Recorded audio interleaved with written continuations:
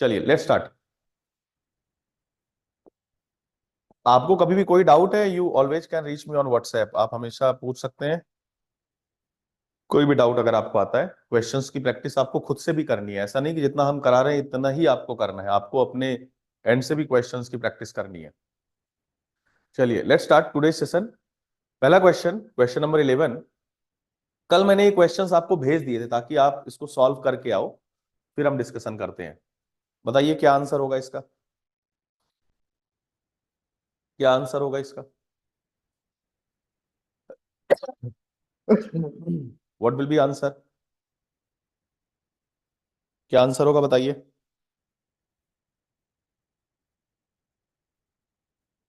चलिए let's see. मान लो ये कोई हमारे पास रॉड था, बार है, कुछ भी है, और इसको सपोज हम लोगों ने एक टेंसाइल फोर्स लगा के, पी लगा के इसको खींचा। तो होगा क्या इसमें? इसमें कुछ इस तरीके से चेंज इन लेंथ प्रोड्यूस होगी, something like this. There will be some change in length. इसको सपोज कर दो, बोला delta L, this is delta L. मान लो जो ये इनिशियल लेंथ थी इस रॉड की before the application of this tensile force, this was L. तो आपने यहां पे निकाला था कि जो स्ट्रेन है, स्ट्रेन हम बोलते हैं डेल्टा एल बाई एल को, और स्ट्रेस हम बोलते हैं पी डिवाइड बाई ए को। Load divide by cross sectional area, ये एवरेज स्ट्रेस, इंजीनियरिंग स्ट्रेस या नॉमिनल स्ट्रेस की वैल्यू है।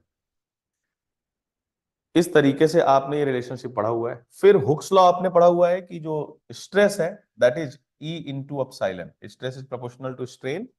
प्रोपोर्शनलिटी कांस्टेंट हटाया हमने तो, प्रोपोर्शनलिटी का साइन हटाया हमने तो एक कांस्टेंट ई मल्टीप्लाई किया। ई इज यंग्स मॉडुलस, जो कि बताता है stress divide by strain. Initial slope of the stress strain curve है ई, ये जो कि बताता है rate of development of stress with respect to strain. Unit strain के लिए कितना स्ट्रेस मटेरियल ऑफर कर रहा है, ये ई वैल्यू बताता है। यहां पे अगर मैं रखूं स्ट्रेस की value, I can write it P by A, और अगर मैं रखूं स्ट्रेन की वैल्यू तो इसको मैं लिख सकता हूं delta L divide by L. यहां से अगर मैं डेल्टा एल निकालना चाहूं तो ये क्रॉस मल्टीप्लीकेशन करके निकल के आएगा पी एल डिवाइडेड बाई ए। ये फॉर्मूला आपको याद रखना है, दिस इज एक्सियल डिफ्लेक्शन। ये एक्सियल डिफ्लेक्शन है। एक्सियल डिफ्लेक्शन मतलब ये डिफ्लेक्शन है along the longitudinal axis of the bar. Axial direction में एक्सियल डिफ्लेक्शन बोल रहे हैं। This is very general formula of axial deflection. ये फॉर्मूला कब अप्लाई कर सकते हो आप? जब जो आपका बार है या मेंबर है, this is prismatic. Prismatic means इसका एरिया, क्रॉस सेक्शनल एरिया हर एक जगह कांस्टेंट है, इट इज नॉट चेंजिंग। ठीक है। नाउ इसके बहुत सारे एप्लीकेशन है, इससे बहुत सारे क्वेश्चंस आप सॉल्व करोगे। क्वेश्चन को पढ़ते हैं। बोला गया द स्ट्रेस, स्ट्रेस मतलब खिंचाव, डेल्टा एल की बात कर रहा है, in a steel, let's change the colour, the stretch in a steel rod, एक स्टील रॉड है ऑफ सर्कुलर सेक्शन, जिसका सर्कुलर सेक्शन है, having a length of L, subjected to a tensile load P and tapering uniformly from a diameter D1 at one end to a diameter D2 to the other end is given by। तो ये directly formula अभी नहीं apply कर सकते हैं क्योंकि ये prismatic नहीं है, इसका जो क्रॉस सेक्शन है वो चेंजिंग है। It is basically tapered rod. Tapered rod कुछ इस तरीके से नजर आएगा आपको, समथिंग लाइक दिस। इसका क्रॉस सेक्शन तो सर्कुलर है लेकिन हर जगह डायमीटर सेम नहीं है। यहां पे बोला गया कि जो डायमीटर है, लेट्स टेक इट D1, इन्होंने क्वेश्चन में दिया हुआ है, और यहां पे जो डायमीटर है let's take it D2, question में मेंशन्ड है, और load is applied in axial direction, something like this. इधर से भी मैंने पी लोड लगाया। If this is action then this is reaction, या दोनों तरफ से आप पकड़ के खींच सकते हो। One will be action, one will be reaction. जो लेंथ है इस बार की, इस रॉड की, of uniformly tapering rod, circular rod है, इसकी लेंथ है एल। अब चूंकि इसमें कांस्टेंट एरिया नहीं है, this area is not constant, कहीं पे भी देखोगे आप एरिया विल बी डिफरेंट, तो इस केस में आपको इंटीग्रेशन करना पड़ेगा। सपोज कि हमने एक्स डिस्टेंस पे, this is X distance, X distance पे सपोज हमने एक सेक्शन कट किया, this section is cut at X distance. मान लो यहां पे एक स्ट्रिप कट की हमने, स्ट्रिप कट की समथिंग लाइक दिस, ये हमने एक स्ट्रिप कट की। ये जो इसकी थिकनेस है, लेट्स टेक इट dx, और यहां पे जो डायमीटर है, let's take it dx। Diameter at x को हमने dx से रिप्रेजेंट किया है।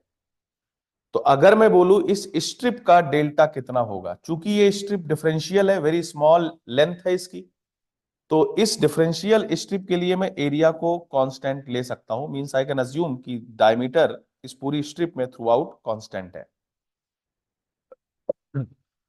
Because it is differential. और चूंकि डायमीटर या एरिया कांस्टेंट है, तो यहां पे ये फॉर्मूला मैं लगा सकता हूं। अच्छा, लोड तो पी ही ट्रांसफर हो रहा है हर जगह, हर एक सेक्शन पे लोड पी ही आ रहा है। So I can write it P into इस स्ट्रिप की लेंथ हो जाएगी dx divided by area. Area I can write as pi by 4 dx square. Circular cross section का एरिया होगा pi by 4 D square. Diameter dx है तो मैंने लिखा पाई बाई 4 dx का square into E. Is modulus of elasticity, it is given in question, is constant. ये material property है, ये कांस्टेंट है, तो ये तो इस स्ट्रिप का डिफ्लेक्शन हो गया। Pi by 4 dx square is cross sectional area, that I can take to be constant for this dx length strip. और डेल्टा कितना हो गया, यही पी एल बाई ए ही फॉर्मूला लगाया है। पी एल कितनी है dx, so P into D X divide by pi by 4 dx square into ई।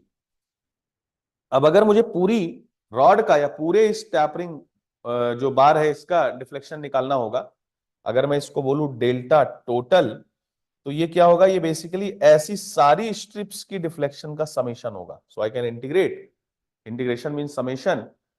मैं यहां से x बराबर 0 से लेके x बराबर l तक जितनी भी स्ट्रिप्स हैं, इन सारी स्ट्रिप्स के डिफ्लेक्शन को जोड़ दूंगा, तो मुझे टोटल डिफ्लेक्शन प्राप्त हो जाएगा। सॉरी, तो जोड़ने का मतलब integration. Now I can write it integration of p into D X divided by pi by 4 D X square into E, D X square into E. अब ये डिफरेंशिएशन हम कर रहे हैं, सॉरी इंटीग्रेशन हम कर रहे हैं विद रिस्पेक्ट टू x, और लिमिट लगा देंगे फ्रॉम 0 टू l। यहां पे at the starting this x is 0 and here this x is equal to l। इस तरीके से हम इंटीग्रेट कर सकते हैं। नाउ ये जो dx है ये भी तो x पे डिपेंड कर रहा है, यानी इसको भी मुझे रखना पड़ेगा इन टर्म्स ऑफ x, क्योंकि मैं dx के रिस्पेक्ट में इंटीग्रेशन कर रहा हूं। तो हर एक ये जो टर्म है इनको मैं चेक करूंगा कि क्या इनमें तो कहीं x नहीं आ रहा है, because that will be a variable, उसको भी मुझे अकाउंट में लेना पड़ेगा। लोड P तो कांस्टेंट है, मटेरियल प्रॉपर्टी E कांस्टेंट है, पाई बाई 4 कांस्टेंट है, पर जो dx है, dx में मुझे x नजर आ रहा है। कैसे? तो अगर देखो मैं बोलूं कि जब मैं L लेंथ मूव करता हूं, यहां पे डायमीटर D1 है and at L length diameter becomes D1 minus, sorry diameter becomes D2। So what is the change D1 minus D2? मैं बोल सकता हूं कि L लेंथ में चेंज D1 माइनस D2 का है। तो x में चेंज कितना हो जाएगा, unitary method I can apply, D1 minus D2 divide by L, ये 1 यूनिट में चेंज है, और इनटू x, ये x में चेंज हो जाएगा। ऐसा मैं क्यों कर पा रहा हूं, क्योंकि जो चेंज इन डायमीटर है, ये देखो ये लीनियर है। Because of this linear variation I can use the concept of proportionality, I can use the concept of unitary method. अगर मैं बोलूं जब x बराबर 0 है तो डायमीटर D1 है, अगर मैं बोलूं जब x बराबर L है तो डायमीटर D2 है। यानी चेंज कितना हुआ टोटल लेंथ में, D1 माइनस D2। तो 1 यूनिट में कितना चेंज होगा, D1 minus D2 divide by L। और x डिस्टेंस मूव करने में कितना चेंज हो जाएगा, D1 minus D2 divide by L into x। Change की बात कर रहा हूं मैं, तो dx को मैं क्या लिख सकता हूं, I can right D1 minus D2 divided by L into x। ये तो चेंज है, या पहले मैं ऐसे लिखूंगा, सो दिस इज D2, यहां पे डायमीटर है D2, इस जगह पे एट x बराबर 0 डायमीटर D2 है, उसमें से घटेगा कितना, जितना चेंज हो गया है। सो चेंज कितना हुआ, D2 minus D1 divided by L into x। D2 minus D1 divided by L into x, this is the change. ये चेंज है total, this is the change. अब अगर इसको सॉल्व करो तो मैं इसको ऐसे भी लिख सकता हूं, ये D2 minus D1 divide by L तो कांस्टेंट है, इसको लेट्स टेक इट k, इसको हम ले लेते हैं k के बराबर। तो मैं लिख सकता हूं D2 minus k into x। इस तरीके से dx को रिप्रेजेंट कर सकता हूं। क्या लिख सकता हूं मैं, डेल्टा टोटल, यहां पे मैं सॉल्व कर रहा हूं, या जगह नहीं है यहां पे,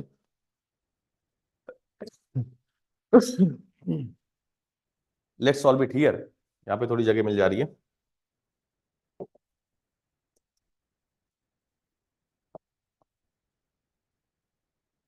कोई बात नहीं। तो मैं डेल्टा टोटल क्या लिख सकता हूं? I can write this delta total as 0 से L P into D X divided by pi by 4। और dx क्या हो जाएगा? सो dx विल बी, देखो अभी हमने निकाला dx क्या हो जाएगा। सो dx will be d1, sorry d2 minus k into x. और जहां पे k क्या है? d2 minus d1 divide by l। तो इसको मैं लिखूंगा d2 minus K X pi by 4। D का स्क्वायर है, dx का स्क्वायर है तो स्क्वायर कर दिया, और into E P L divide by A, इसका इंटीग्रेशन किया हमने।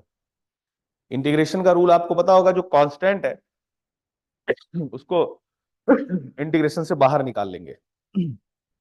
लोड पी कांस्टेंट है, ये पाई बाई 4 कांस्टेंट है, और ये ई कांस्टेंट है, इसको मैंने बाहर निकाल लिया। और अंदर मैं क्या लिख सकता हूं? So I can write now, you can say integration of 0 से L लिमिट है dx divided by d2 minus K X का स्क्वायर।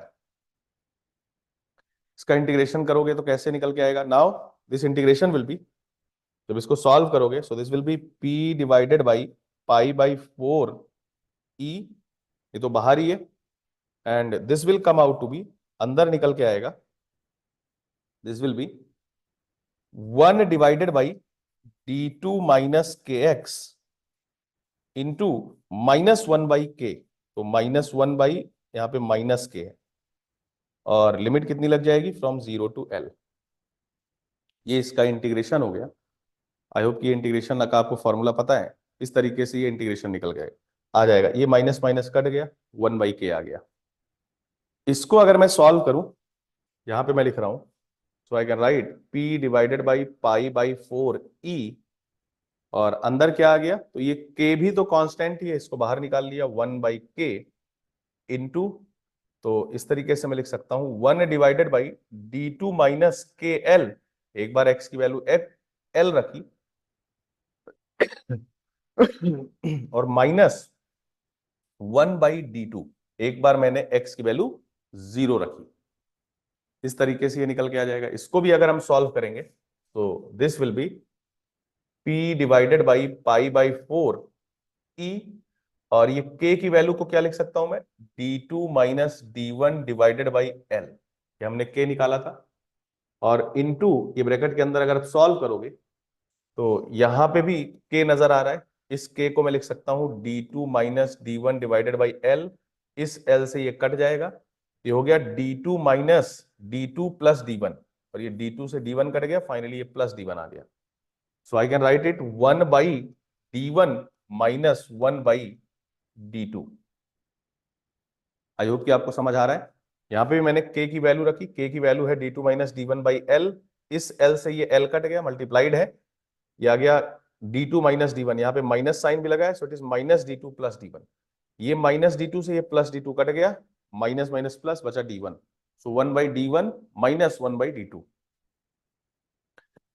L तो ऊपर चला गया, तो मैंने लिखा PL divided by pi by 4 E into d2 minus d1, ये वैल्यू, और इंटू, इसको जब सॉल्व करेंगे तो ये क्या निकल के आ जाएगा? देखो इसको सॉल्व करोगे, this will B d2 minus d1 divided by d1 into d2, ये निकल के आएगा।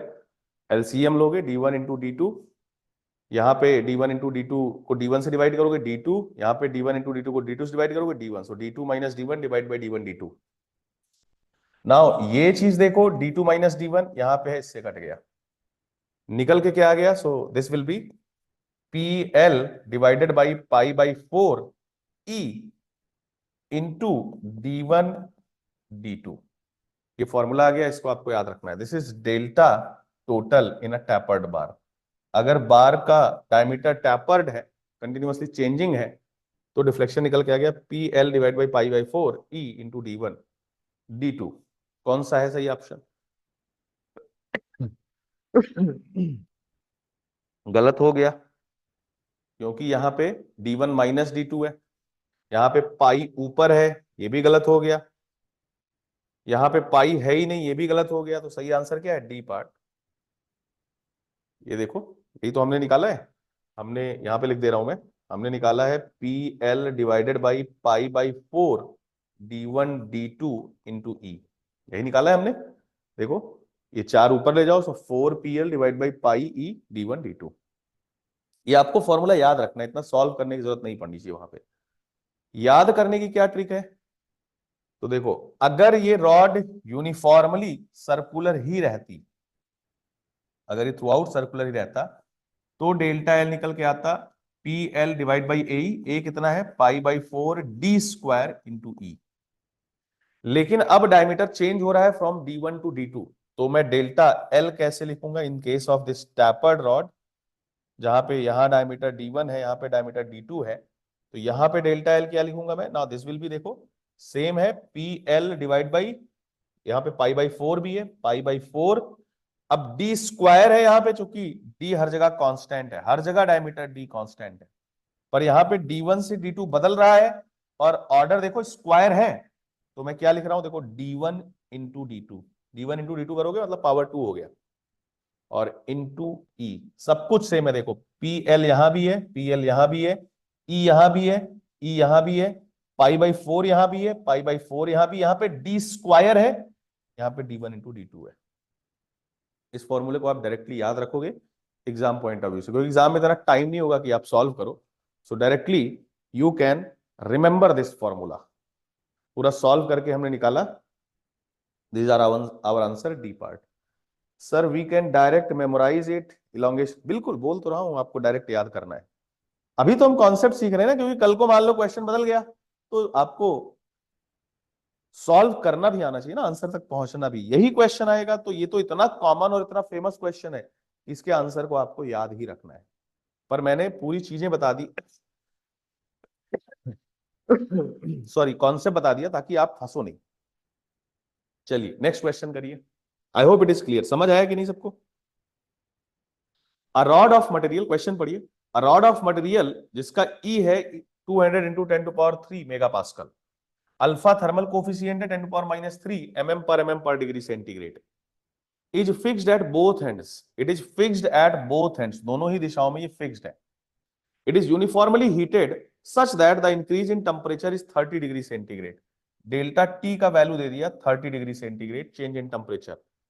The stress developed in the rod, कल बताया था आपको कि अगर कोई रॉड फ्री टू एक्सपैंड है तो डेल्टा एल कितना होता है? L alpha delta T, this is the change in length.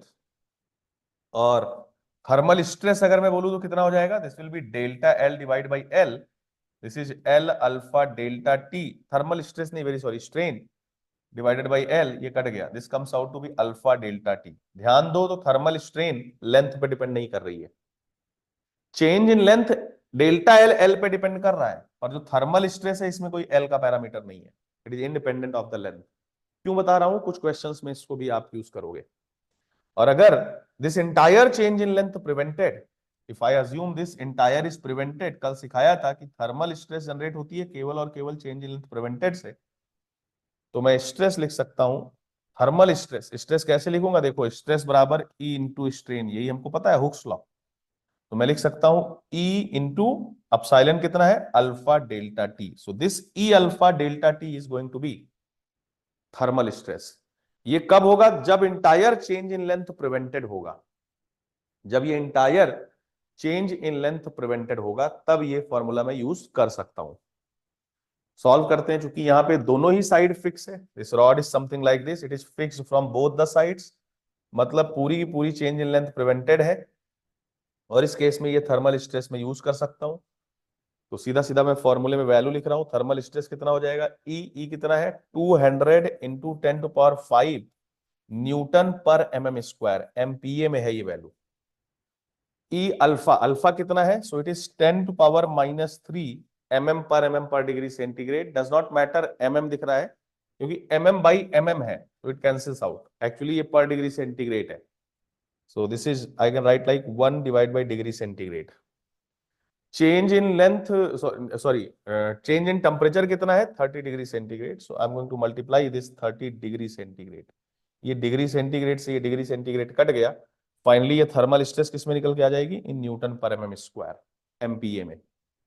Solve करो इसको, तो देखो 10 की घात 5 है, यहाँ पे 10 की घात -3 है, ये उड़ा दिया, ये बचा 2, 100 हो गया ये। और ये देखो तो 3, ये 100 था, 3 2 जा 6, तो ये हो गया 6000000 हो गया, 6000 इंटू 10⁻², न्यूटन पर एमएम स्क्वायर। 6000 इंटू 10⁻², न्यूटन पर एमएम स्क्वायर। कौन सा आंसर है बताओ? 6, अच्छा इसमें तो 6000 ही है हमारा, देखिए एक बार क्रॉस चेक कर लेते हैं। 10⁻, अच्छा यहाँ पे 10⁻3 है, वेरी सॉरी, यहाँ पे 10⁻3 है, वेरी सॉरी, तो ये पूरा ही कट जाएगा, फिर नहीं बचेगा। सो दिस, ये पूरा ही कट जाएगा, दिस इज 10⁻3 है यहाँ पे, तो ये पूरा ही कट गया 10⁻−3 से, ये भी नहीं रहेगा। सो दिस इज 6000 न्यूटन पर एमएम स्क्वायर। और ये टेंसाइल है या कंप्रेसिव है, ये भी कल आपको सिखाया था। चूंकि ये रॉड एक्सपैंड करना चाह रहा है, लेकिन सपोर्ट इसको एक्सपैंड नहीं करने देगा by providing compressive stresses. Support reactions कुछ इस तरीके से इस पे फोर्स लगाएंगे दोनों तरफ से, so that this net change in length becomes 0, this is compatibility. तो ये स्ट्रेसेज कैसी होंगी, कंप्रेसिव इन नेचर। पहला ऑप्शन क्या है, 6000 न्यूटन पर एम स्क्वायर टेंसाइल, गलत है, क्यों? क्योंकि यहाँ पे टेंसाइल है। 6000 न्यूटन पर M square compressive is the correct answer. आसान सा क्वेश्चन था, करना आना चाहिए आपको।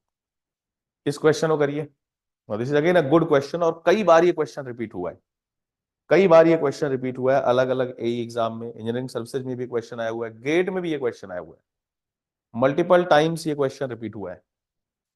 सॉल्व करिए इसको।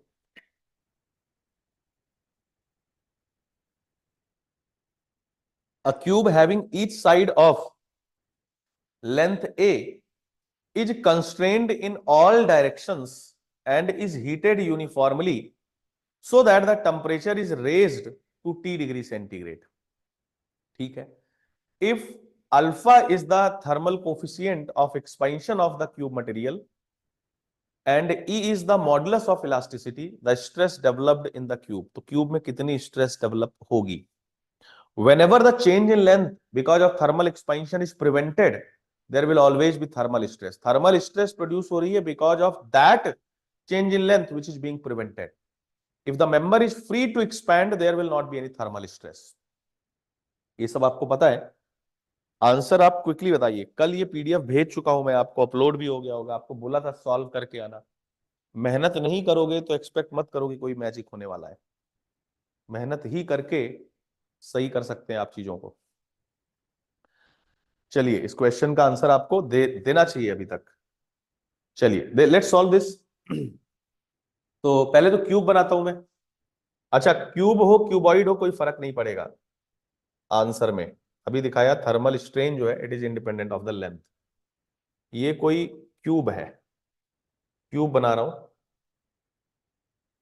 समथिंग लाइक दिस, ये क्यूब है, और इसकी जो लेंथ है साइड की, this is a, this is a, and in fact this is also a. ये सारी की सारी जो लेंथ है ये ए के बराबर है, and it is constrained in all the directions. हर एक दिशा में ये कंस्ट्रेन्ड है। कंस्ट्रेन्ड मतलब हर एक दिशा में it is effectively held in position, it is not free to expand और कॉन्ट्रैक्ट। ये हर एक दिशा में कंस्ट्रेन्ड है, ये हर एक दिशा में कंस्ट्रेन्ड है, समथिंग लाइक दिस। ये इधर से भी कंस्ट्रेन्ड है, इधर से भी ये कंस्ट्रेन्ड है, या गंदा हो जाएगा ऐसे डायग्राम, तो मैं इस कंस्ट्रेनमेंट को इस तरीके शो कर रहा हूं। It is constrained from this side also, constrained from this side also, constrained from this side also, and constrained from this, मतलब हर तरफ से ये कंस्ट्रेन्ड है। It is constrained from all the directions, हर तरफ से ये कंस्ट्रेन्ड है। इधर से भी इसको दबा के रखा है, इधर से भी, ऊपर नीचे से भी, और आगे पीछे से भी। It is constrained from all the directions. ठीक है, मतलब there will not be any change in length. इसको इंक्रीज, इसको हीट किया गया, it is heated uniformly so that the temperature is raised T degree centigrade. जो डेल्टा टी है change in temperature, ये दे दिया है T degree centigrade. Alpha is thermal coefficient of the material, thermal coefficient, और modulus of elasticity की value ई है। E is the modulus of elasticity of this material. तो stress developed in the cube कितना होगा, कैसे निकालेंगे सोच के बताइए। How will you find it? Stress developed कैसे निकालोगे, कैसे निकालोगे स्ट्रेस डेवलप्ड बताइए। How will you find the value of stress developed? How will you find the value of stress developed? देखो, अगर ये हर दिशा से कंस्ट्रेंड है, it is constrained from all the directions, तो मैं क्या बोल सकता हूं कि इस पे हर दिशा से स्ट्रेस जनरेट होगी, सिग्मा। इधर से भी stress sigma, sigma will be E alpha delta T. यहां पे देखो जो सिग्मा है thermal stress, if entire change in length is being prevented, तो ये लेंथ पे डिपेंड नहीं कर रही है। मतलब अगर क्वेश्चन में कल को ये क्यूब के बजाय क्यूबॉइड भी बोलता, तो भी मैं स्ट्रेसेज को सेम ही लेता। अगर मटेरियल सेम है, अल्फा सेम है, डेल्टा टी सेम है, तो थर्मल स्ट्रेस भी सेम ही प्रोड्यूस होगा। यहां पे तो ए बराबर है, कल को क्वेश्चन कंफ्यूजिंग भी आ सकता है, आया हुआ है इसलिए बता रहा हूं, कई बार बोलेगा क्यूबॉइड है, एल बी एच उसकी लेंथ विड्थ और हाइट है, तो भी मेरे आंसर में कोई चेंज नहीं आएगा। क्यों? क्योंकि this thermal stress if entire change in length is prevented will be same. तो ये सिग्मा मैंने इधर से भी लगाया, सिग्मा मैंने थर्मल स्ट्रेस इधर से भी लगाया, सिग्मा मैंने इधर से भी लगाया। चूंकि ये हर तरफ से प्रिवेंटेड है, रिस्ट्रेन्ड है, कंस्ट्रेन्ड है, तो हर तरफ से ये थर्मल स्ट्रेस जनरेट हुई सिग्मा। और यहां पे मैं कंपैटिबिलिटी यूज कर सकता हूं। लेट्स से कि जो डेल्टा एल एक्स है, change in length in X direction, वो जीरो है, बिकॉज इट इज कंस्ट्रेन्ड। तो ना तो ये एक्स में कोई चेंज इन लेंथ आ रहा है, ना तो वाई में कोई चेंज इन लेंथ आ रहा है, और ना ही जेड में कोई चेंज इन लेंथ आ रहा है। कोई भी डायरेक्शन में ले सकते हैं। Let's take it to be कि जो चेंज इन लेंथ है इन एक्स डायरेक्शन वो जीरो है। अब एक्स डायरेक्शन में चेंज इन लेंथ जीरो, ये क्या बोल दिया मैंने? This is what I call again and again compatibility condition. बताया था आपको कि सोम में अगर तीन चीजें सीख गए, सुपरपोजिशन, कंपैटिबिलिटी और हुक्स लॉ, तो सोम खत्म हो जाता है यहीं पे। Now this is delta L X is equal to zero. ठीक है, अब बताइए डेल्टा एल किसकी किसकी वजह से होगा? तो एक तो डेल्टा एल प्रोड्यूस होगा, जो ये चेंज इन लेंथ है, मैं बोल सकता हूं because of the change in temperature. Temperature बदलेगा तो चेंज इन लेंथ प्रोड्यूस होगा, थर्मल एक्सपेंशन बोल रहे हैं। पर वो जो भी एक्सपेंशन होगा, ये चारों तरफ से जो कंस्ट्रेंटमेंट्स हैं, ये कंस्ट्रेंट्स उतना ही कंप्रेशन लगा देंगे, उतना ही कॉन्ट्रैक्टिव स्ट्रेन प्रोड्यूस कर देंगे, चेंज इन लेंथ प्रोड्यूस कर देंगे, so that the net change in length becomes zero. तो मैं ऐसे लिख सकता हूं इस डेल्टा एल को, this is L alpha delta T. इसको मैं बोलूंगा this is change in length, this is change in length alpha A, क्या बल्कि यहां पे ए है तो मैं ए लिख दे रहा हूं, ए। और ये भी डेल्टा टी नहीं, यहाँ पे टी ही दिया हुआ है, तो बार बार स्टेप्स बढ़ाने की जरूरत नहीं है, मैंने यहाँ पे टी ही लिख दिया, A alpha T. A alpha T, this is the change in length due to the change in temperature, this is change in length due to the change in temperature. ये टेम्परेचर में change होने की वजह से change in length आई। Plus plus मैं इसमें जोड़ रहा हूं, now that change in length which is being prevented by all these restraints. ये जो रिस्ट्रेंट्स है, सपोर्ट्स जैसे आप समझ सकते हो, सपोर्ट्स इस पे कंप्रेसिव स्ट्रेस लगा रहे हैं, तभी तो कंट्रैक्शन हो रहा है।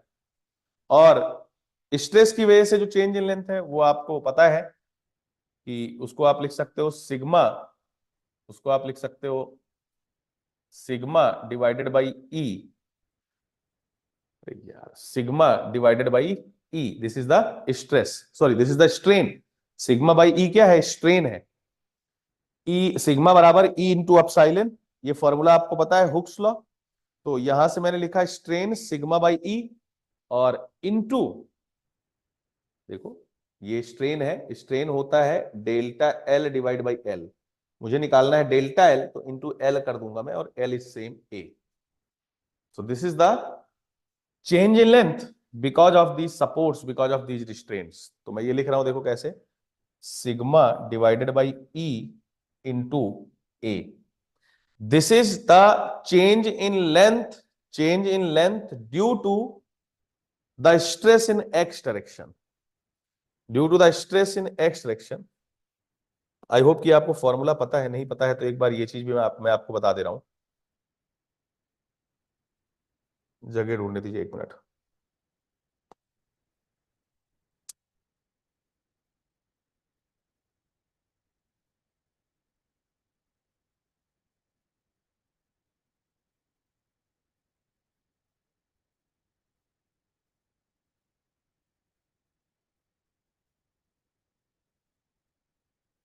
यहां पे बता देता हूं। आपने पढ़ा हुआ है Poisson's ratio, that is minus of strain in transverse direction divided by strain in longitudinal direction. अगर मैं स्ट्रेन इन ट्रांसवर्स डायरेक्शन निकालूं, so this will be, you can say, कैसे लिख सकते हो आप इसको, you can write it minus mu into epsilon L, strain in longitudinal direction, cross multiplication किया है। तो अगर लॉन्गिट्यूडनल डायरेक्शन में स्ट्रेन अपसाइलन एल प्रोड्यूस हो रहा है, तो लेटरल या ट्रांसवर्स डायरेक्शन में स्ट्रेन अपसाइलन टी इस तरीके से निकाला जा सकता है। ये जो लॉन्गिट्यूडनल डायरेक्शन में स्ट्रेन है, इसको आप ऐसे लिख सकते हो, sigma divide by stress by E की वैल्यू होगी स्ट्रेन। तो जो अपसाइलन टी है ट्रांसवर्स या लेटरल डायरेक्शन में, उसको मैं ऐसे लिख सकता हूं, minus mu into sigma by E. याद करो तो आपने इस तरीके से लिखा होगा, अपसाइलन एक्स बराबर sigma X divided by E minus mu into sigma Y divided by E minus mu into sigma Z divide by E in 3D। ये है strain in X due to the stress in X. भावना को पकड़ना है आपको। This is the strain in X due to the stress in X. This is the strain in X due to the stress in Y. This is the strain in X due to the stress in Z. अगर मैं x में strain produce कर रहा हूं, x में stress लगा रहा हूं, एक्स में लोड लगा रहा हूं, तो एक्स में तो प्रोड्यूस हो ही रहा है डिफॉर्मेशन, साथ के साथ वाई और जेड में भी प्रोड्यूस हो रहा है। और वो कितना प्रोड्यूस हो रहा है वो पॉइजन्स रेशियो बताता है। यहां पे मैंने पूरी स्ट्रेन इन एक्स लिखा है, तो स्ट्रेन एक्स में जो स्ट्रेस है उसकी वजह से प्रोड्यूस होगी sigma X by E, strain in X due to the stress in X. पर y और z में जो स्ट्रेसेस लगी हैं उसका भी प्रभाव, Poisson's effect will be observed in X direction.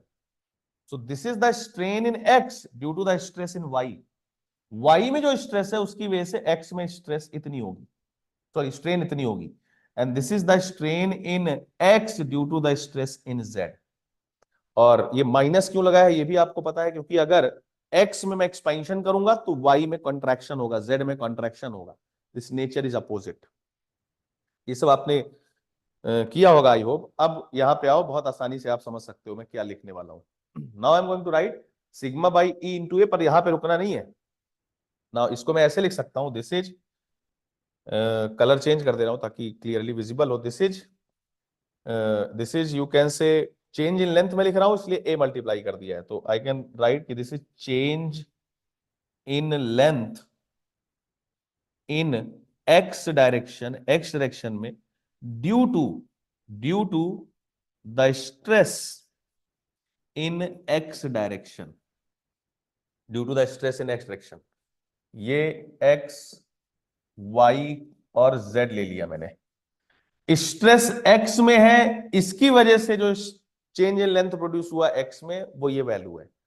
पर वाई और जेड में भी तो स्ट्रेस है, और इसकी वजह से भी पॉइजन्स इफेक्ट तुमको पता है कि इसकी वजह से भी एक्स में चेंज इन लेंथ आएगा। उसको मैं कैसे लिखूंगा, so I am going to write minus sigma divided by E, sorry minus mu into minus mu into sigma divided by E into A. Minus mu into sigma divide by E, ये है strain in X due to stress in Y. A multiply किया तो delta L निकल के आ गया। ए multiply किया क्योंकि एक्स डायमेंशन में एल है ए की वैल्यू। अगर क्यूबॉइड होता तो जो एक्स डायरेक्शन में एबीसी लेते वो आप मल्टीप्लाई करते। इसको मैं कैसे लिख सकता हूं? So this is change in length in X direction में है due to the stress in Y direction, due to the stress in Y direction, और minus mu sigma divide by E into A, this is change in length in X due to the stress in Z direction. बल्कि अभी ऐसे लिख दे रहा हूं, इसको Y लिख दिया, इसको जेड लिख दिया, इसको एक्स लिख दिया, ताकि आप गलती ना करो। आई can write it like this. और नेट चेंज इन लेंथ कितना है? 0। This is my compatibility condition.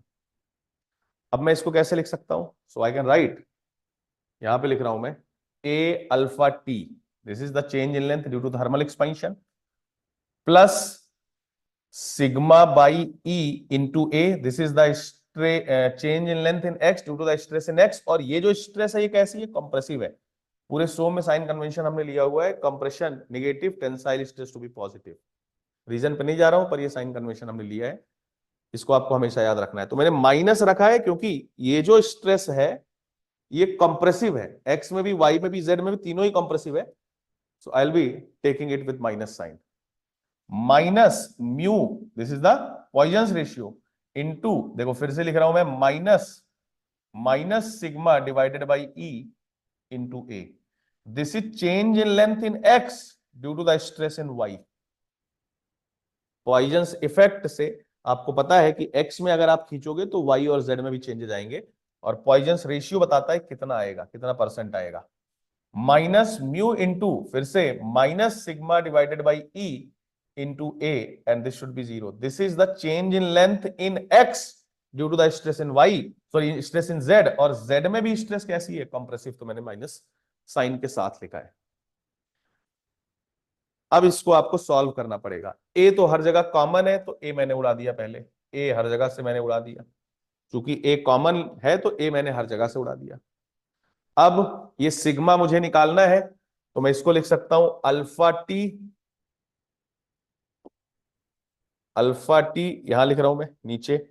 I can right alpha T, ये अल्फा टी बचा, और माइनस, देखो सिग्मा बाई ई यहां भी है, सिग्मा बाई ई यहां भी है, सिग्मा बाई ई यहां भी है, तो मैं इसको कॉमन ले रहा हूं। तो मैंने लिखा माइनस सिग्मा बाई ई। अंदर कितना आ गया? देखो माइनस भी कॉमन लिया है तो ये माइनस कॉमन होकर प्लस आ गया, this is I can right 1। और यहां पे देखो ये माइनस माइनस प्लस हो गया है, ये माइनस इंटू माइनस प्लस है, और मैंने माइनस कॉमन में लिया, यहां पे देखो माइनस लिखा हुआ है।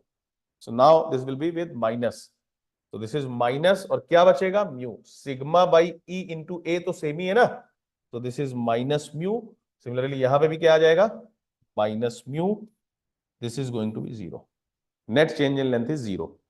इसको अगर सॉल्व करो तो आप लिख सकते हो alpha T minus sigma divided by E, और ये आ गया 1 minus 2 mu, this is going to be 0। अब अगर इसको सॉल्व करो तो मैं एक ही लाइन में सीधा लिख रहा हूं, सिग्मा क्या निकल के आ जाएगा? देखो ये अल्फा टी उधर ले जाओगे, cross multiplication, so alpha T E divided by 1 minus 2 mu. Directly इस फॉर्मूले को आप याद रख सकते हो। This is the stress produced due to the, you can say, restrainment in all three directions। क्या आया? Alpha T divided by 1 minus 2 mu. I hope it is clear. Concepts को भी मैंने डिस्कस किया सो दैट कि अगर कोई नया क्वेश्चन आता है तो भी आप कर सको। एक बार मैंने आपका रिवाइज भी करा दिया है। समझ आया कि नहीं बताइए? समझ आया कि नहीं? कोई चीज रिपीट तो नहीं करनी है। वेरी इजी क्वेश्चन, अगर आप इसको सॉल्व करोगे सब कुछ समझने के बाद, you will not be taking more than 1 minute. ये तो समझाने के लिए मैंने इतना लंबा खींच दिया, हर एक चीज बताने के लिए। समझ आया सबको कि नहीं? Is this clear? ठीक है, चलिए आगे बढ़ते हैं।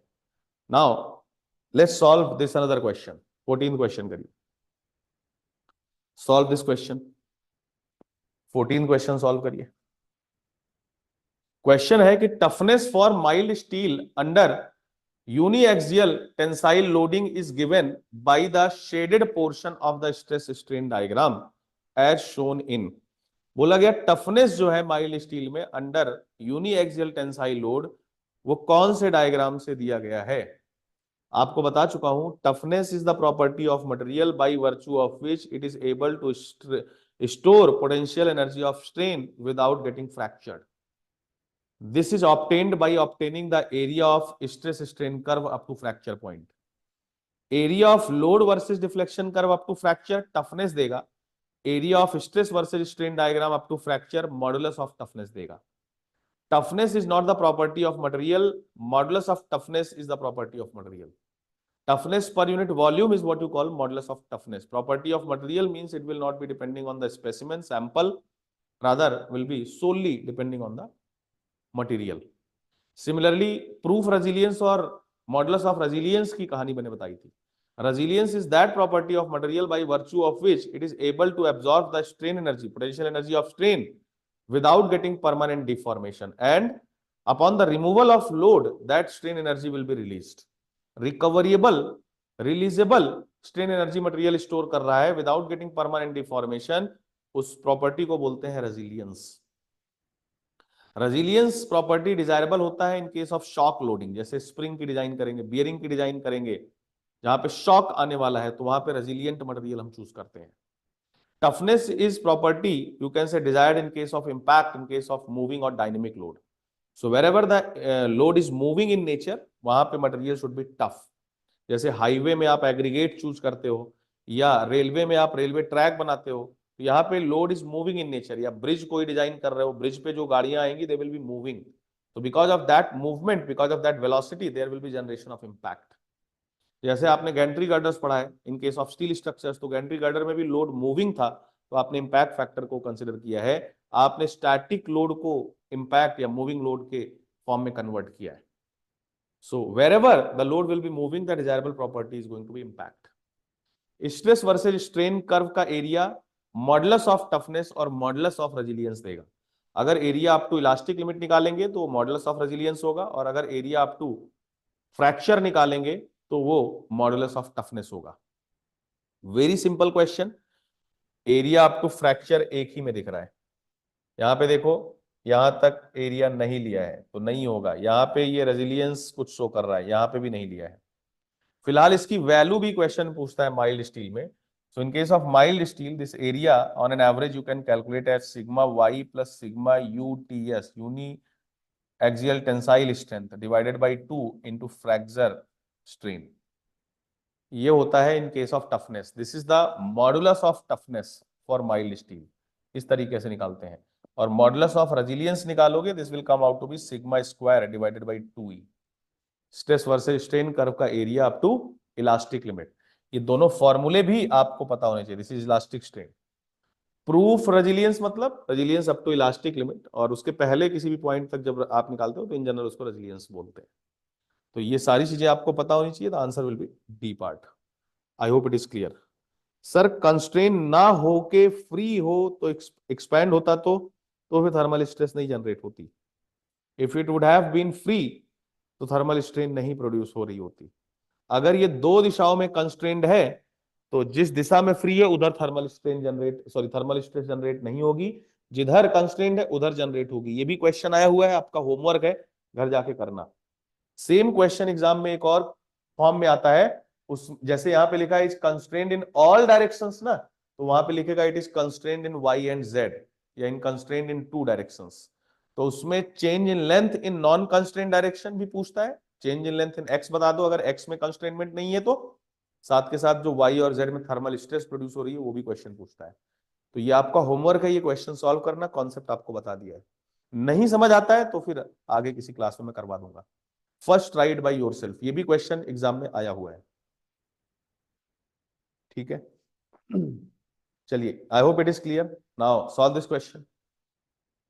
Which one of the following is correct in respect of Poisson's ratio? Limits for an isotropic elastic solid.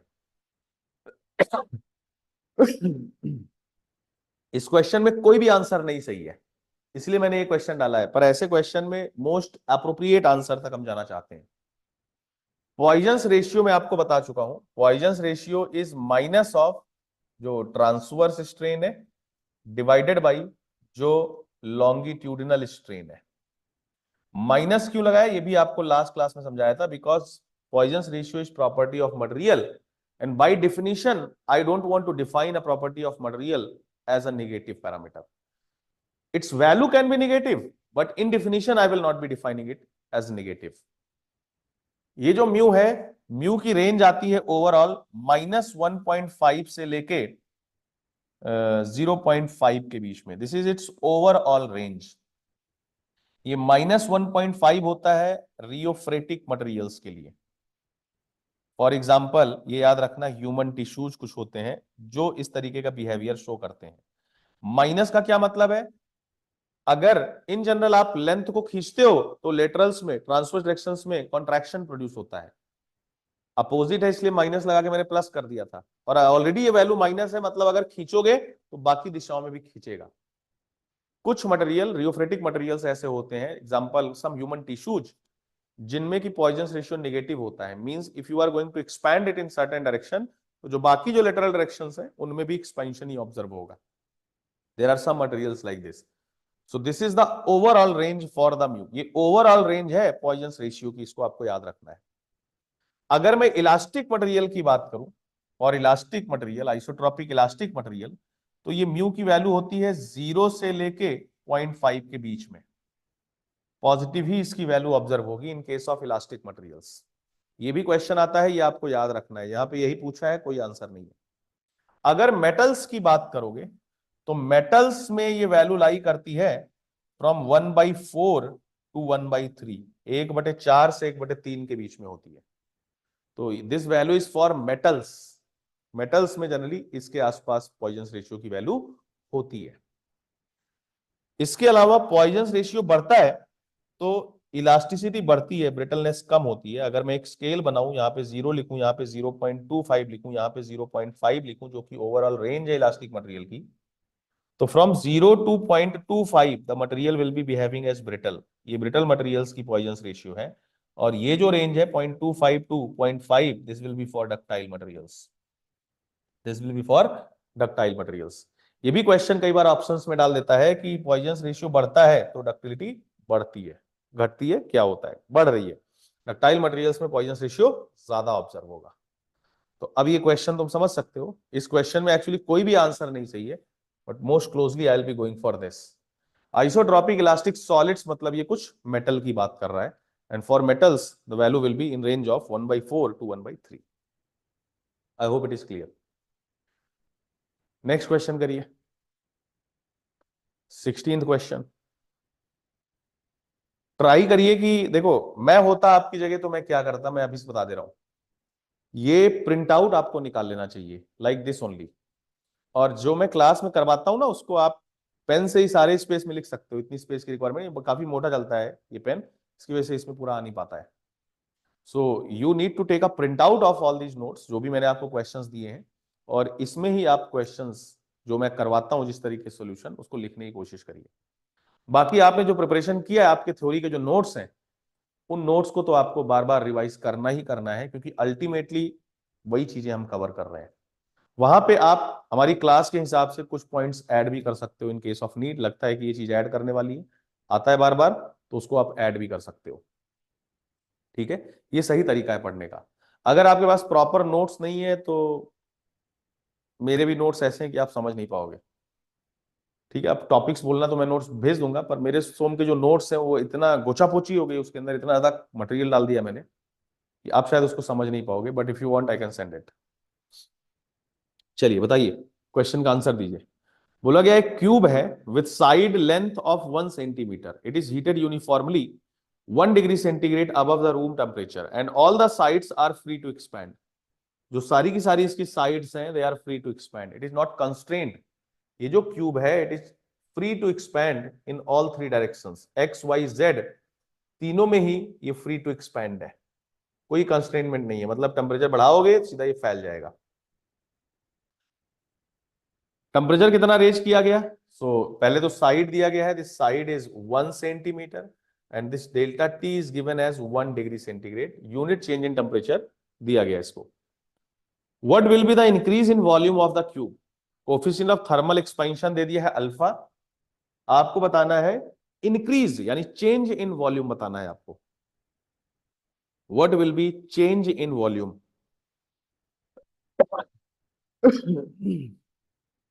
बताइए क्या होगा चेंज इन वॉल्यूम? आंसर दीजिए। जब भी आंसर दीजिए क्वेश्चन नंबर भी डालिए, क्योंकि मैं समझ नहीं पाता हूं आपने सी किसका बोला है, इसका बोला है, पीछे का बोला है, डी बोल रहे हैं जीरो। बेटा जीरो तो कभी नहीं होगा, कॉमन सेंस तो लगाओ, जागते हुए तो आंसर दो। It is free to expand, change in volume पूछा है, स्ट्रेस नहीं पूछा है। तो अगर एक क्यूब को गरमाओ, घर में जाके एक क्यूब लेना, कुछ गर्म करना उसको, फैलेगा कि नहीं फैलेगा? बिल्कुल फैलेगा। पूछ रहा है कितना फैलेगा, what is the change in volume?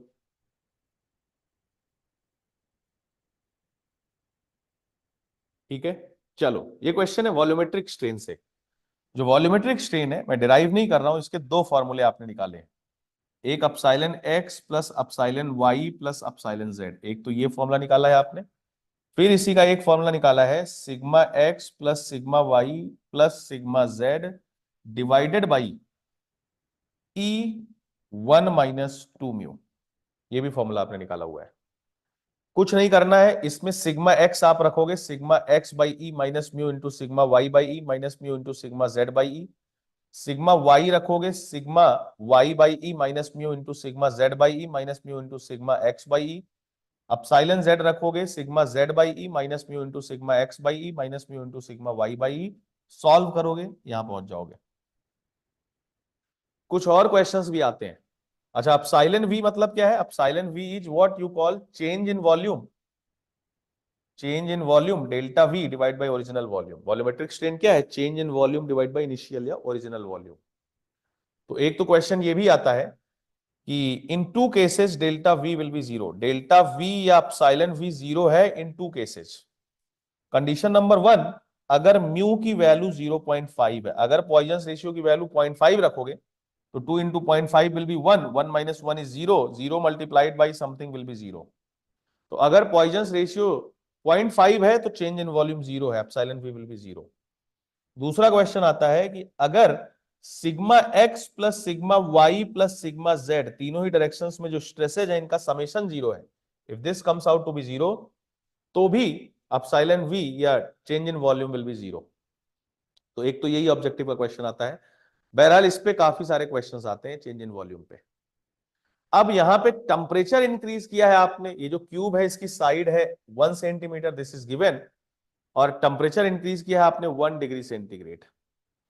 Now this epsilon X epsilon Y epsilon Z will be thermal stresses. तो मैं इसको ऐसे लिख सकता हूं कि अपसाइलन वी इस केस में क्या हो जाएगा, that will be delta V divide by we, change in volume divide by initial या original volume. And this will be epsilon X, तो मैं लिख रहा हूं epsilon thermal in X plus epsilon thermal in Y plus epsilon thermal in Z. क्योंकि temperature increase की वजह से जो स्ट्रेन प्रोड्यूस हो रही है उसको थर्मल स्ट्रेन बोल रहे हैं।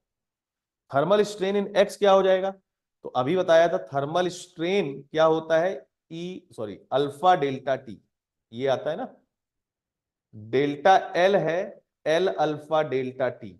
अपसाइलन टी थर्मल स्ट्रेन है delta L by L, that is alpha delta T. शुरू में बताया था alpha delta T. Delta T is 1 degree centigrade given. तो मैं लिख रहा हूं देखो, डेल्टा टी मतलब अल्फा टी लिखना है मुझे, तो ये alpha into 1 plus alpha into 1 plus alpha into 1, यही आएगा। This will be alpha plus alpha plus alpha. Delta V निकालना है, और वॉल्यूम होता है a cube. Volume of a cube is side का क्यूब, और साइड है 1 सेंटीमीटर, तो 1 क्यूब करोगे, यहां पे सेंटीमीटर में ही आंसर्स है देखो, तो आपको चेंज करने की जरूरत नहीं है। So this will be simply 1 into 1 into 1, that is 1 centimeter cube. So this value I can write 1 centimeter cube. यहां से अगर मैं डेल्टा V निकालूंगा, so this will be alpha plus alpha plus alpha 3 alpha, 3 alpha into 1, simply 3 alpha, और unit क्या हो जाएगी? Centimetre cube. Such an easy question, पर मैंने क्वेश्चन इसलिए डाला क्योंकि कई बार बच्चे सवाल देख के डर जाते हैं, उनको लगता है कैसी लैंग्वेज है इसकी, क्या पूछा हुआ है, कॉन्सेप्ट्स क्लियर नहीं होते हैं, तो इस तरीके से कंफ्यूजन प्रोड्यूस होते हैं। आई hope it is absolutely clear, समझ आया सबको? बताइए। ये फॉर्मूले आपको याद रखने हैं, दीज फॉर्मूले यू मस्ट रिमेंबर। ये चीजें भी आपको याद रखनी है, ये भी एजीआई में पूछ लेता है। समझ आया सबको? सब लोग रिप्लाई करिए, पलक जी आंसर दीजिए, अनुराग प्रजापति, राहुल कुमार, अमित कुमार, सब लोग आंसर दीजिए, जो भी ऑनलाइन है बच्चे सब लोग आंसर दीजिए।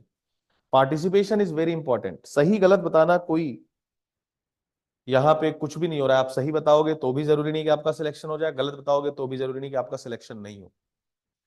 क्लास इज फॉर लर्निंग, आपको इन्वॉल्वमेंट करना है। हाँ जी, केवल आप ही जवाब दे रहे हैं भाई, बुरा मत मानिए। ठीक है, सब लोग आंसर दीजिए, प्लीज पार्टिसिपेट। नेक्स्ट क्वेश्चन करिए। बोला गया steel has its yield strength 400 mm square and modulus of elasticity as 2 × 10⁵ MPa। Assuming the material to obey Hooke's law up to yielding, what is proof resilience? Proof resilience पूछा है, proof resilience इन्होंने पूछा हुआ है, proof resilience पूछा हुआ है। बताइए क्या होगा? यील्ड स्ट्रेंथ दे दिया है, मॉडुलस ऑफ इलास्टी दे दिया है, assuming the material to obey Hooke's law दे दिया है। अच्छा देखो, इस स्ट्रेस स्ट्रेन डायग्राम का जो एरिया है वो मॉडुलस ऑफ रेजिलियंस देगा। समझा चुका हूं आपको, कंफ्यूज मत होना। सवाल का जवाब हमेशा ही सवाल के हिसाब से होता है। लोड वर्सेस डिफ्लेक्शन अगर ये डायग्राम में बनाता हूं, मान लो ये कोई भी स्ट्रेस स्ट्रेन कर्व है, ये इलास्टिक लिमिट है, तो दिस एरिया, ये अप टू इलास्टिक लिमिट, ये इलास्टिक स्ट्रेन है, दिस इज सिग्मा ई, तो इसको बोल रहे हैं proof resilience. This is what I call proof resilience. कहीं और कलर चेंज करके दे रहा हूं मैं, कहीं और किसी और, मान लो बोला कि इस स्ट्रेन तक जो स्ट्रेन एनर्जी स्टोर हो रही है, समथिंग लाइक दिस, तो इसको हम बोलते हैं रेजिलियंस सिंपली। और अगर स्ट्रेस वर्सेज स्ट्रेन का हम एरिया लेते हैं, यहां पे स्ट्रेस वर्सेज स्ट्रेन का कर्व बनाया, something approximated curve, this is the elastic limit suppose, तो ये जो एरिया है this is what you call modulus of resilience. This is property of material, this is property of material. This proof resilience is not property of material, this is not property of material, ये material की property नहीं है। सो पूछा यहां पे देखो proof resilience है, पर क्वेश्चन के जो ऑप्शंस हैं वो देख के समझ गया मैं कि मॉडुलस ऑफ रेजिलियंस निकालना है। वॉल्यूम दिया ही नहीं ना, देखो वॉल्यूम दिया है कुछ, लेंथ डायमीटर कुछ नहीं दिया है, so you can take it to be unit volume. ये भी आपको बता चुका हूं कि proof resilience is equal to modulus of resilience into volume. Volume आप 1 ले लो, यूनिट वॉल्यूम के लिए proof resilience will be modulus of resilience. और एरिया कैसे निकालते हो? तो ये लीनियर इलास्टिक मटेरियल, ये ट्रायंगल है, ट्रायंगल का एरिया कैसे निकालते हो? Half base into height. तो मान लो ये स्ट्रेस सिग्मा है और ये स्ट्रेन अपसाइलन है, तो क्या हो जाएगा? आपको पता है modulus of resilience is what? Sigma square divide by 2e। अगर प्रूफ रेजिलियंस की बात करूं so it will be sigma square divide by 2e into volume of component. Proof resilience per unit volume it was is what you call modulus of resilience. इन्होंने दिया है yield strength, yield strength दिया है। अब बोलो sir तो इतनी देर से इलास्टिक इलास्टिक की बात कर रहे हैं, यील्ड दे दिया है। तो पहली क्लास याद करो, point A B C D they are so close that I can consider them to be one single point. Point B के करस्पॉन्डिंग स्ट्रेंथ थी 0.117%, पॉइंट डी के करस्पॉन्डिंग स्ट्रेंथ थी 0.12%। डिफरेंस कितना कम है आप एक बार डेटा देख के खुद से ही समझने की कोशिश करो। So these points are so very close to each other that I, as a designer, can take them to be one single point. Although to understand the behavior of material, हमने उनको डिटेल में analyse किया कि ये अलग अलग points हैं, इस तरीके से कुछ मटेरियल बिहेव कर रहा है on loading, but they are very close to each other. Yield strength कितना है? 400 न्यूटन पर एमएम स्क्वायर। तो यहां पे मैंने लिखा 400। यूनिट का ध्यान रखना है, ये न्यूटन पर एमएम स्क्वायर है, स्क्वायर यानी ये न्यूटन पर एमएम का भी स्क्वायर हो गया है, divided by 2 into E. E is modulus of elasticity, it is given into as 2 into 10⁵। तो 2 इंटू 10⁵ ये क्या है? न्यूटन पर एमएम स्क्वायर। एमपीए मतलब न्यूटन पर एमएम स्क्वायर। एमपीए का मतलब है mega pascal. Pascal is SI unit of pressure. 1 Newton per metre square को एक पास्कल बोलते हैं। 1 मेगा पास्कल मतलब 10⁶ इंटू न्यूटन पर एमएम स्क्वायर। आपको समझा चुका हूं कि जो स्ट्रेस है वो तो पॉइंट लेवल पे है, मॉलिक्यूलर लेवल पे है। Throughout the cross section it is non uniformly distributed, that's why we have considered it to be average और nominal value load by area. Actually stress की definition क्या थी? DP divide by DA, where limit DA tending towards 0। तो बहुत अच्छे से मैं अगर यूनिट लिखूं तो stress Newton per metre square बहुत खूबसूरत यूनिट नहीं है इसकी, बल्कि newton per mm square. mm square will be a very small area, for that small area you can take it to be constant. तो न्यूटन पर mm स्क्वायर थोड़ा और सुंदर खूबसूरत यूनिट है फॉर रिप्रेजेंटेशन ऑफ स्ट्रेस। इसी वजह से देखो पूरे सिविल इंजीनियरिंग में हमने स्ट्रेस को न्यूटन पर mm स्क्वायर से ही लिखा है। मैंने बोला M30 कंक्रीट है, जहां पे 30 इट्स कैरेक्टरिस्टिक स्ट्रेंथ, तो 30 क्या था, मेगा पास्कल। मैंने बोला Fe 415 स्टील है, Fe 250 स्टील है, तो 250 या 415 क्या है, इसकी कैरेक्टरिस्टिक स्ट्रेंथ, और उसकी यूनिट क्या है, Newton per mm square, MPa। Whenever the force is you can से ह्यूज, तो वहां पे न्यूटन पर mm स्क्वायर के बजाय kilo Newton per mm square से रिप्रेजेंट करने लगते हैं, जिसको बोलते हैं GPa, गीगा पास्कल। यूनिट्स में कभी भी कंफ्यूजन नहीं आना चाहिए। So this is 10 to power 6 newton per, sorry very sorry, not mm square, newton per metre square. Pascal is newton per metre square. और मुझे पता है कि यू कैन से इसको ऐसे भी लिख सकता हूं 10 to power 6 इंटू न्यूटन, तो 1 मीटर में 1000 mm, 10 to power 6 mm square. ये mm 10 power 6 से 10 power 6 कट गया, यानी ये 1 MPa कितना निकल के आ गया, 1 न्यूटन पर mm स्क्वायर। तो ये MPa भी क्या है, Newton per mm square. This is MPa। GPa क्या होता, kilo Newton per mm square, this will B kilo Newton per mm square. तो ये न्यूटन पर mm स्क्वायर ही मैंने यहां पे लिखा हुआ है, E की वैल्यू। ये 1 न्यूटन पर mm स्क्वायर इस पूरे 1 से चला जाएगा, फाइनली मेरा आंसर किस में आएगा, न्यूटन पर mm स्क्वायर में। सारे ऑप्शंस में न्यूटन पर mm स्क्वायर है, ठीक है। यूनिट को ध्यान रखना, नहीं कई बार आता हुआ सवाल भी गलत करके आ जाओगे।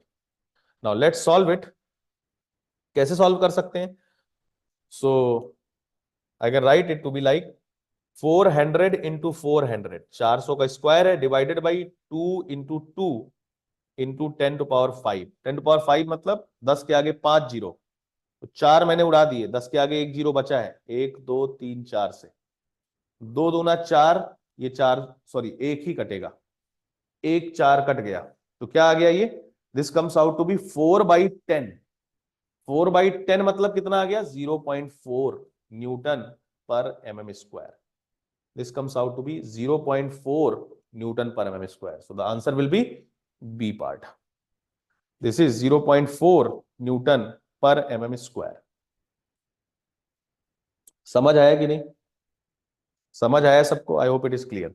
सो correct answer will be B part, 0.4 newton per mm square. Let's solve this question, question number 18।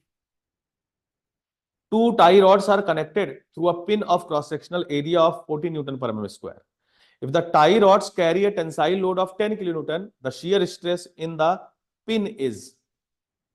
Try to solve it. Solve करने की कोशिश करिए।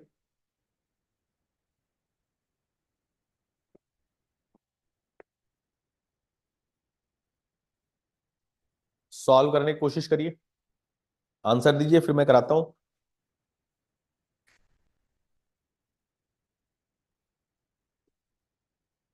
बोला गया दो टाई रॉड्स हैं, टाई रॉड्स मतलब tension member, these are member subjected to tension, they are subjected to tension. Tie rods, steel में आपने पढ़ा है टाई टेंशन मेंबर है।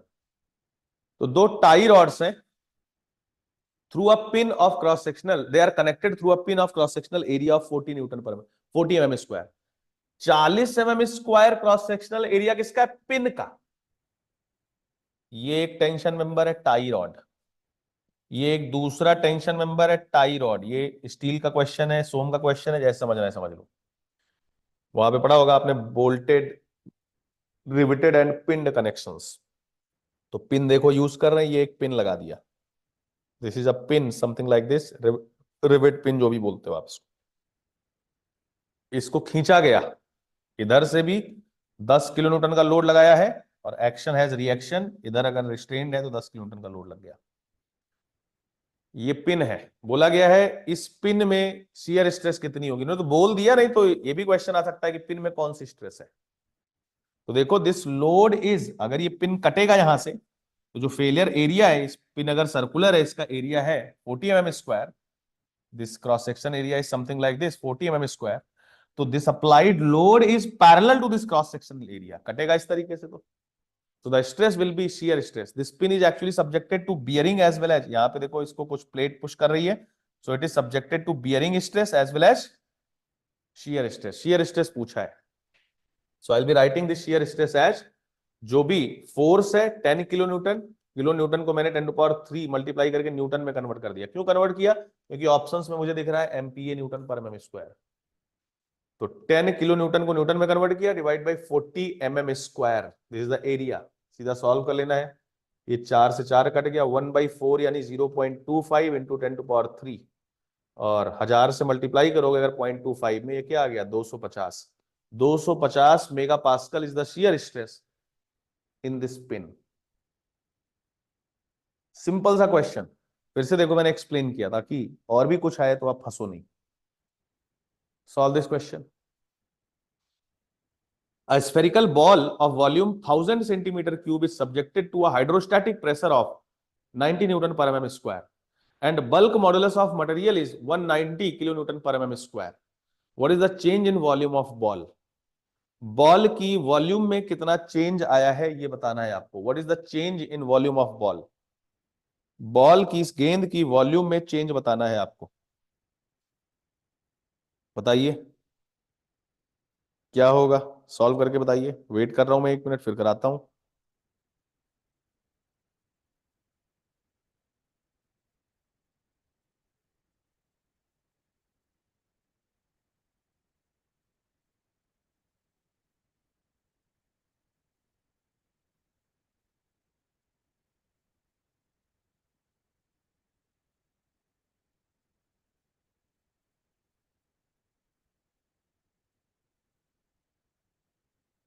बताइए।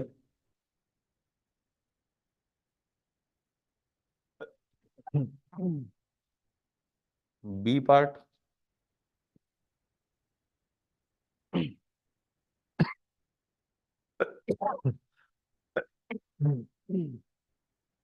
स्फेरिकल बॉल ऑफ वॉल्यूम था, देखो आपको बता चुका हूं पहले ही, ई क्या है। So it is normal stress divide by normal strain. G क्या है? शियर मॉडुलस या modulus of rigidity, it is shear stress divide by shear strain. K क्या है? Bulk modulus, this is volumetric stress divide by volumetric strain. Volumetric stress है, this is nothing but normal stress. ये सब definitions आपको पता है, ये पता होना भी चाहिए। इनके बीच में रिलेशनशिप भी आपको बता चुका हूं। E is equal to 2G1 plus mu, E is equal to 3K1 minus 2 mu, E is equal to 9GK divided by G plus 3K। और पहले दूसरे को इक्वेट करोगे तो पॉइजन रेशियो की वैल्यू निकल के आती है। वो फॉर्मूला भी कई बार क्वेश्चन में पूछा गया है। ये सारी चीजें आपको पता होनी चाहिए। अब इन्होंने बल्क मॉडुलस दिया हुआ है, बल्क मॉडुलस 190 किलो न्यूटन पर एम स्क्वायर। तो बल्क मॉडुलस क्या होता है ये आपको पता है। बल्क मॉडुलस क्या है? Bulk modulus is equal to, I can say it is volumetric stress divided by volumetric strain, divided by volumetric strain. This is the value of bulk modulus. Formula for bulk modulus. Hydrostatic pressure दिया है 90 mm, 90 newton पर M square. Hydrostatic pressure क्या होता है? Static hydro, पानी में जो pressure लग रहा है। आपने फ्लूइड मैकेनिक्स में पढ़ा होगा, अगर ये मान लो कोई कंटेनर है, इसमें पानी भरा हुआ है इस हाइट तक, किसी भी डेप्थ पे अगर आप प्रेशर निकालोगे, so this pressure at any depth, मान लो ये डेप्थ h है, तो आपने P निकाला होगा ρgh। बेसिकली आपने dP डिवाइडेड बाई DH निकाला होगा, दैट विल बी ρg या गामा। इसको बोलते हैं hydrostatic pressure law. Hydrostatic pressure law क्या बोलता है कि the rate of increase of pressure with vertical height is equal to the specific weight of that fluid. ये हाइड्रोस्टैटिक प्रेशर का फॉर्मूला है, ये हाइड्रोस्टैटिक लॉ है, ये भी क्वेश्चन पूछता है एग्जाम में। फिर आपने पढ़ा होगा पास्कल्स लॉ। पास्कल्स लॉ ये बताता है कि in any hydrostatic fluid pressure from all the directions at any point it's same, constant.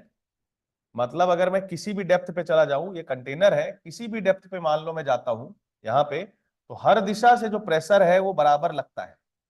This is what you call Pascal's law. ये भी एग्जाम में क्वेश्चन आता है। ये दोनों में पहले तो आपको क्लियरिटी होनी चाहिए। हाइड्रोस्टैटिक प्रेशर मतलब समुद्र में मान लो आप डूब गए तो आपके ऊपर प्रेशर चारों दिशाओं से बराबर लगेगा। This is the hydrostatic pressure. Hydro मतलब पानी, स्टैटिक मींस इन स्टैटिक कंडीशन जो प्रेशर अप्लाई कर रहा है उसको बोल रहे हैं हाइड्रोस्टैटिक प्रेशर। ठीक है। This pressure is directly given to be 90 newton पर M square, means this is volumetric stress from all the directions. तो कैसे लिख सकते हो आप, फॉर्मूले में बताइए कैसे लिख सकते हो आप। बल्क मॉडुलस की वैल्यू गिवन है, बल्क मॉडुलस की वैल्यू गिवन है, कितनी वैल्यू गिवन है, ये फॉर्मूले में वैल्यू रखना है। बल्क मॉडुलस की वैल्यू गिवन है, दिस इज 190 किलो न्यूटन पर एम स्क्वायर, तो लिखा मैंने 190 बराबर वॉल्यूमेट्रिक स्ट्रेस, प्रेशर गिवन है 90 न्यूटन पर M square, so this is 90 divided by volumetric strain. Strain change in volume आपको निकालना है, तो एप्सिलॉन वी ये निकल जाएगा यहां से। Epsilon v is basically delta v by we, change in volume divide by initial volume, और ये कितना निकल के आ गया, so this comes out to be 90 divide by 190, 90 divide by 190। Hello, करते ही कॉल, थोड़ी देर रुका करते ही। हाँ, तो ये वैल्यू सॉल्व करो कितना निकल के आएगा। चलो सीधा ही सॉल्व कर लेंगे। दिस इज डेल्टा वी और वी भी गिवन है, देखो 1000 centimetre cube. So delta v is going to be 90 divided by 190 into volume, volume is 1000 centimetre cube. इसको सॉल्व करना है। ये 1000 है, ये 0 0 काट दिया मैंने, और 9/19 कितना होगा, 10/20 होता है आधा, तो आधे के आसपास आंसर आएगा। आधा गुणे 1000 यानी 500 के आसपास, और 9/19 एग्जैक्टली देख लो कितना है। सो 19 चौक 76, 19 पचे 95, 473 आएगा mm cube. This will B 473 mm cube, 473 mm cube. जब इसको सॉल्व करोगे, सिंपल सा question. I hope it is clear. समझ आया कि नहीं सबको, समझ आया सबको। कैलकुलेशन स्पीड भी आपको बढ़ाना है, एग्जाम में आपके कैलकुलेटर अलाउड नहीं है। Next question, a bimetallic strip is made of two metals with equal areas of cross section. Due to temperature change, the stress developed in one strip is -40 newton per mm square. एक strip पे pressure develop, sorry, stress develop हुआ -40 newton per mm square. Minus means let's take it compressive. What is the stress developed in another component of the composite bar. ये thermal stress का question दोबारा से है। वहां पे आपने पढ़ा हुआ है, अगर कोई बाई मेटेलिक स्ट्रिप है, bimetallic means made up of two metals, suppose this is steel, this is copper, और जब आप इसका टेम्परेचर बढ़ाओगे तो ये टेम्परेचर बढ़ाने से क्या होगा, टेम्परेचर बढ़ाने से दोनों ही एक्सपैंड करना चाहते हैं, पर दोनों का एक्सपेंशन क्या बराबर होगा, नहीं, they will not B expanding of equal length, दोनों बराबर लेंथ में एक्सपेंड नहीं करेंगी। ये तो इस चीज पे डिपेंड करेगा कि किसका अल्फा कितना है, जिसका अल्फा ज्यादा होता है वो ज्यादा एक्सपेंड करेगा, जिसका अल्फा कम होता है वो कम एक्सपेंड करेगा। अल्फा जो कॉपर का है, this will be more in comparison to alpha steel. तो अगर मैं देखूं तो टेम्परेचर बढ़ाने से लेट्स टेक कि delta T degree centigrade temperature rise हुआ है, तो जब टेम्परेचर बढ़ाएंगे तो दोनों ही एक्सपैंड करेंगे, पर देखो स्टील में एक्सपेंशन कम होगा क्योंकि इसका थर्मल कोफिशिएंट कम है, और कॉपर में एक्सपेंशन ज्यादा होगा क्योंकि इसका थर्मल कोफिशिएंट ज्यादा है। पर ये प्रॉपरली कनेक्टेड है, प्रॉपरली रिजिडली ग्लूइड या लैमिनेटेड है, यहाँ पे it is a bimetallic strip. तो एक कंपैटिबिलिटी फिर से यहां पे आप देख सकते हो कि खींचना तो ये अलग अलग चाह रहा है पर अलग अलग खींचेगा नहीं। The final length of both these strips will be equal because they are rigidly glued together, they are laminated together. तो ये अलग अलग खिसकना तो चाह रहे हैं पर खिसक पाएंगे नहीं।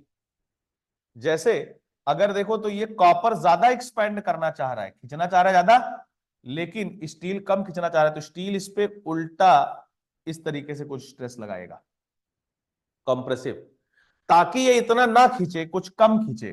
लेट्स टेक सपोज कि ये यहीं तक खींचता है, this is the final length, क्योंकि स्टील ने इस पे कुछ कंप्रेशन लगा दिया है। क्यों? क्योंकि स्टील चाह रहा है कि भाई भाई साथ में रहे, कॉपर उतना ही खींचे जितना स्टील खींचा है। चाहत तो कॉपर की भी ऐसी है, तो कॉपर स्टील को खींच रहा है, कॉपर स्टील को खींच रहा है क्योंकि स्टील कम खींच रहा है, इसका थर्मल कोफिशिएंट कम है, तो कॉपर इसको खींच रहा है ताकि फाइनली ये भी इसके बराबर ही खींचे, ये भी इसके बराबर ही खींचे। अल्टीमेटली जो चेंज इन लेंथ है दोनों में बराबर होगा, फाइनल जो लेंथ है दोनों ही की सेम होगी। This is the compatibility condition. Compatibility conditions are relationship between deformations in order to ensure the consistency of any structure. In any stable structure, the deformations will always be consistent. जितना steel खींचेगा उतना ही copper खींचेगा, क्योंकि दोनों चिपके हुए हैं, अलग नहीं होंगे, जितना खींचेंगे साथ में खींचेंगे। Theoretically, they want to have different deformations because their thermal coefficient value is different. तो जो मटेरियल की थर्मल कोफिशिएंट ज्यादा है, आपने क्या देखा कि उस पे कंप्रेशन आ रहा है, और जितना इस पे कंप्रेशन आ रहा है, दूसरा मटेरियल जिसकी थर्मल कोफिशिएंट कम है उस पे उतना ही टेंशन आ रहा है। अगर ये टेम्परेचर राइज करने की बजाय मैंने टेम्परेचर रिड्यूस किया होता तो कहानी पलट गई होती। फिर जो मटेरियल की थर्मल कोफिशिएंट ज्यादा है उसमें अभी कंप्रेशन आया है, उसमें अभी फिर एक्सपेंशन आ रहा होता because of decrease in temperature, और जो मटेरियल की थर्मल कोफिशिएंट कम है उसमें कॉन्ट्रैक्शन आ रहा होता। तो ये सारे क्वेश्चंस एग्जाम में पूछता है। नाउ यू नो कि जो स्ट्रेसेज है वो इक्वल एंड अपोजिट है, एक में जितनी कंप्रेसिव स्ट्रेस है दूसरे में उतनी टेंसाइल स्ट्रेस है, static equilibrium will be ensured. तो मैं क्या बोल सकता हूं, अगर एक स्ट्रिप में -40 न्यूटन पर एमएम स्क्वायर आया है तो दूसरे में +40 न्यूटन पर एमएम स्क्वायर आएगा। In order to maintain the consistency of the deformations the stresses will be same because the final change in length will be same. जितना दम से कॉपर स्टील को खींच रहा है उतना ही दम से स्टील कॉपर को दबाने की कोशिश कर रहा है। Every action has equal and opposite reaction. अगर मैं आपको एक तमाचा खींच के मारता हूं तो जितना आपके गाल पे लगेगा उतना ही मेरे हाथ पे लगेगा। Every action has equal and opposite reaction, Newton's third law of motion. सो अगर एक मेटालिक स्ट्रिप पे -40 न्यूटन पर एमएम स्क्वायर की स्ट्रेस है तो दूसरे पे +40 न्यूटन पर एमएम स्क्वायर की स्ट्रेस होगी। आई hope it is clear. Reply करिए, समझ आया सबको?